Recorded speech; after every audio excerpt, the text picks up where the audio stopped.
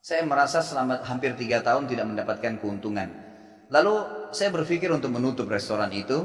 Dan pada saat itu subhanallah saya berpikir restoran ini sudah saya tutup aja deh. Saya jual aja. Mungkin dengan kesibukan dakwah, beberapa ikhwah juga yang saya amanahkan di situ sudah ada yang satu yang sudah niat mau kuliah, udah nggak bisa lagi lanjut. Saya bilang oke lah baik. Selama 3 bulan vakum, nggak bisa bergerak sama sekali. Pada saat itu subhanallah 1 rupiah pun ikhwah saya nggak punya duit.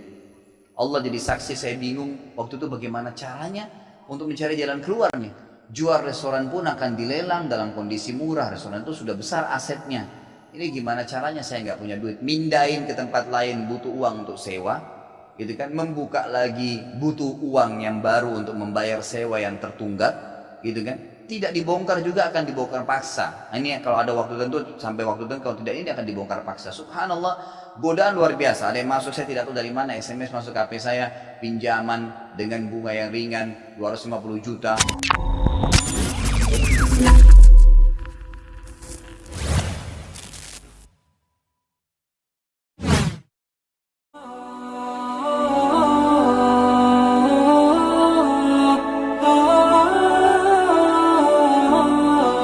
Rezeki biadillah ikhwah sekalian. Rezeki biadillah. Allah bukakan rezeki.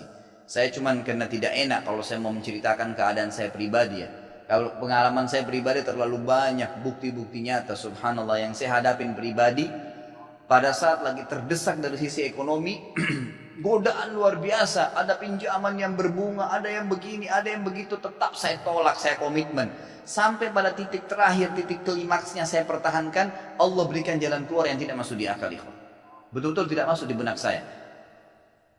Saya ceritakan salah satunya. Pada saat saya ada masalah kemarin di Kalibata. Ini untuk diambil ibrah saja. Restoran saya buka 2 tahun 8 bulan. Kemudian saya pertemukan antara omset sama bayar sewa dan ya, servis jasnya. Karena di mall ada servis jas maka tidak cukup, tidak berimbang. Saya merasa selama hampir 3 tahun tidak mendapatkan keuntungan. Lalu saya berpikir untuk menutup restoran itu. Dan pada saat itu subhanallah saya berpikir restoran ini sudah saya tutup aja deh. Saya jual aja. Mungkin dengan kesibukan dakwah, beberapa ikhwah juga yang saya amanahkan di situ sudah ada yang satu yang sudah niat mau kuliah, udah nggak bisa lagi lanjut. Saya bilang oke lah baik. Selama 3 bulan vakum, nggak bisa bergerak sama sekali. Pada saat itu subhanallah 1 rupiah pun ikhwah saya nggak punya duit. Allah jadi saksi, saya bingung waktu itu bagaimana caranya untuk mencari jalan keluar nih. Jual restoran pun akan dilelang dalam kondisi murah. Restoran itu sudah besar asetnya.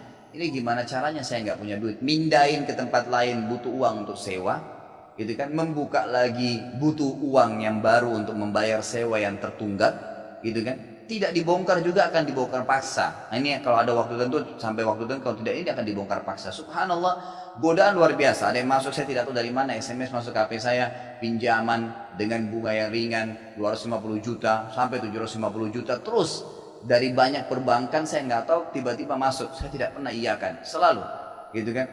Saya cuma berusaha ikhtiar, berdoa sama Allah, tawarin kepada orang kalau ada yang mau punya saham dengan saya. Subhanallah, pas titik klimaks 3 bulan kemarin, 3 bulan tutup ya sementara, dan saya sudah berpikir mau jual pun sempat saya tawarkan, belum ada yang beli.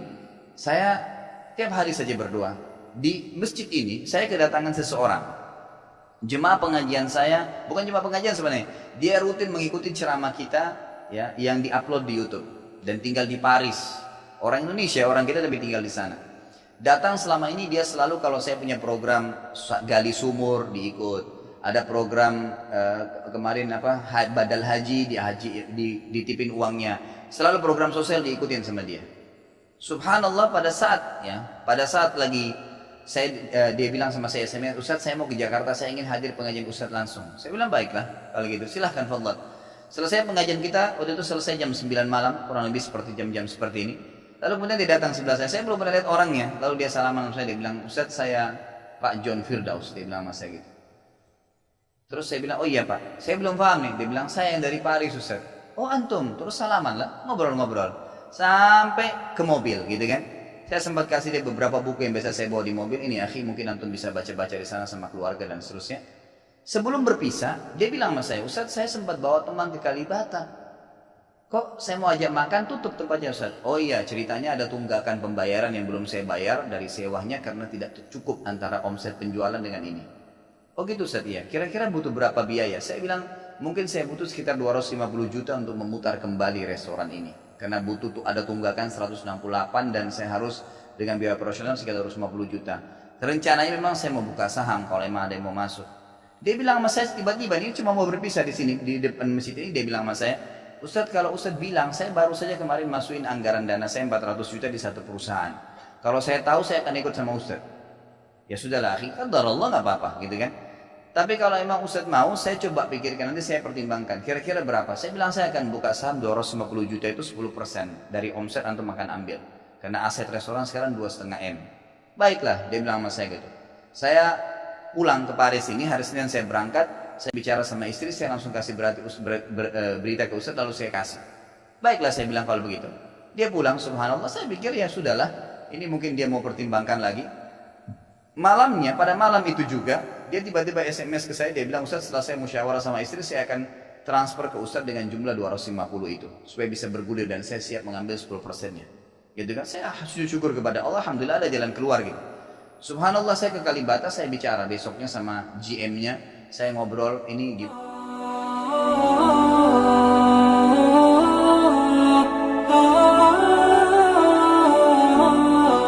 Keluar gitu. Subhanallah, saya ke Kalibata, saya bicara besoknya sama GM-nya, saya ngobrol, ini gimana jalan keluar, saya sudah ada duitnya sekarang dan mau diputar. Oh, udah nggak bisa Pak Khalid, ini kan sudah 3 bulan vakum, udah nggak bisa, harus dibongkar, udah tutup, nggak bisa lagi. Kalau Pak Khalid mau pindah tempat lain silakan, atau mau buka sini kembali harus ganti nama.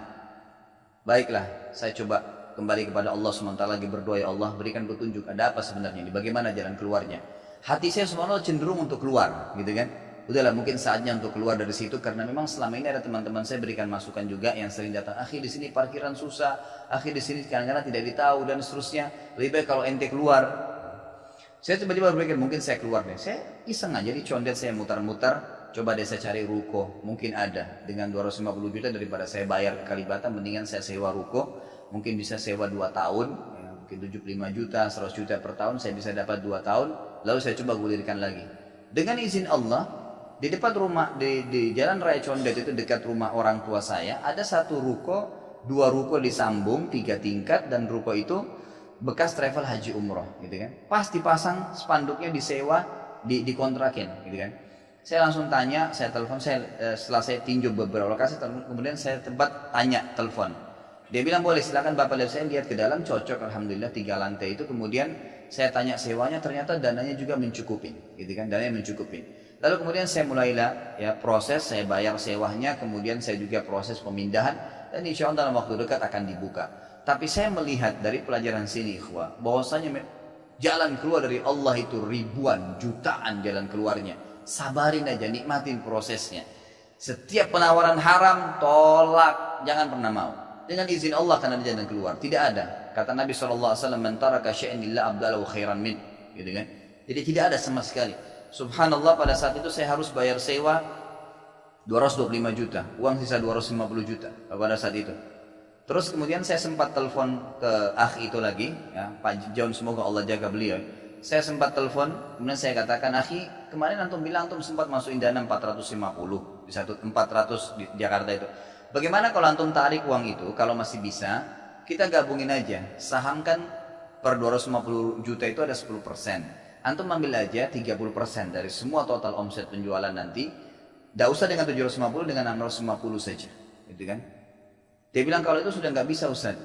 Tapi memang coba saya pertimbangkan deh. Saya akan coba hubungin teman-teman di Paris ini yang sudah biasa, yang kenal antum, gitu kan? Kalau yang kenal antum mungkin mereka bisa. Baiklah, fadhal. Subhanallah, besok dia SMS lagi ke saya, Ustaz, saya sudah musyawarah dengan istri, ternyata saya punya dana cukup 650, kami yang pegang semua saham itu, ditransfer uang semua ke saya. Yang tadinya saya dari 1 rupiah tidak pegang duit, masuk uang 650 juta, ikhwah, tidak masuk di akal. Sesuatu yang tidak masuk. Orang ini saya nggak kenal, nggak pernah ketemu, sekali ketemu di sini, dan sekarang sudah kembali ke Paris. Setiap kali saya bilang akadnya saya akan kirim, baru tadi saya kirim akadnya. Sudah nggak apa-apa Ustaz, saya percaya. Akhi, ini bisnis loh, bisa untung rugi. Sudah paham Ustaz. Orang lain aja banyak bisnis dia rugiin saya nggak takut, apalagi sama Ustaz. Sudah silakan, alhamdulillah. Saya melihat Allah berikan jalan keluar yang sangat dimudahkan. Yang penting nikmatin prosesnya dan yakin kepada Allah SWT. Jangan takut, jangan takut. Dan ada banyak kisah seperti dalam hidup saya yang saya mungkin sebagian tidak diceritakan gitu kan. Cuma ini tadi saya buka supaya memang bisa ada pengalaman. Karena rata-rata sini karena hanya masalah kekhawatiran saja. Khawatiran rezeki yang insya Allah tidak akan ada masalah dalam kehidupan kita.